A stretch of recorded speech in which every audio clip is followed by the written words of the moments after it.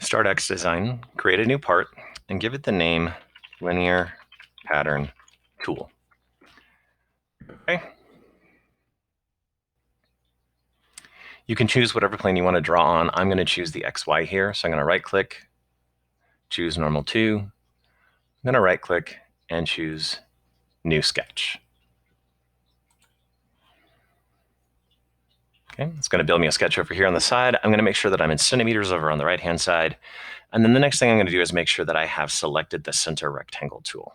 So I'm clicking the little arrow next to the rectangle, and then I'm going to go up to center rectangle. It's important here that you make sure that you have start drawing with this anchored on the center. If you begin drawing and it's not anchored on the center, then things are going to fall apart later on. That's one of the things when you're making the dome, that if you didn't actually anchor to that line in the middle, then you ended up with issues. So we're going to take and pull that out, pull myself out a square. You'll notice I'm not fully defined, so I need to come back over here and do my dimension tool. So I'm going to pull out a dimension on the right-hand side, and I'm going to make it 10 centimeters. And then I'm going to move another dimension across the top, and I'm going to make it 10 centimeters again. Once again, if you're not getting this centimeter unit off to the side, you can always fix it over here on the edge. Okay, so I've got 10 by 10. This is not the size that you're going to be using for the box. Once you start creating the size for your box, if you use 10 centimeters, you're going to run out of room on the wood, and you're going to end up with issues. So you want to make sure that this is just for our stuff for today to practice drawing things out. So I've got 10 by 10, so I've got a side. I'm going to take and set my sketch now that I'm fully defined. That little minus went away. All my lines are black. I'm going to click the check mark. I'm going to click the sketch once again. I'm going to come into features, and I'm going to choose the extrude tool. That's going to allow me to pull things out into 3D. So once I pull out into 3D, I want a distance of 0.3 centimeters because that's the thickness of the wood. It's about 3 millimeters tall. Blind is fine for this particular one. It doesn't matter which direction we go, and I'm going to click the check mark. Okay, so now I have basically what would be the representation of one side of my box without the notches cut out of the sides. So I'm going to right click on this surface right here. I'm going to choose normal 2. I'm going to right click again, and I'm going to choose new sketch, and that's going to put me a new sketch on that particular surface. Then I should be able to start drawing. The first thing I want to do is recenter so that I can see both corners, because I want to draw a line that goes from one corner to another. So I'm going to click here. I'm going to go up to the top, and I want to make sure I get that anchor tool that I had before. I want to pull that in there. If I don't get that anchor tool, I definitely need to go back and get it again. The same thing happens down here on the bottom. Okay, I want to move over that until I get that anchor tool. If I don't get that little anchor, then don't click. Okay, I can go ahead and hit escape and turn off my line tool. I do need to take and change this from a standard line to just a reference line. And the way I'm going to do that is by right-clicking on the line itself. Make sure you're not right-clicking on the center or on the end. You're right-clicking on the line. And then this tool moves things from a standard line to a construction line. Construction lines are dotted. They don't get involved in any of the cutting or the extruding or anything like that. They're just a reference point to anchor other items to. So now that I have a dotted line that's anchored on both ends and goes from corner to corner, it's black. I know I'm fully defined. I'm not missing anything. Then I can add my circle to cut out for my acrylic.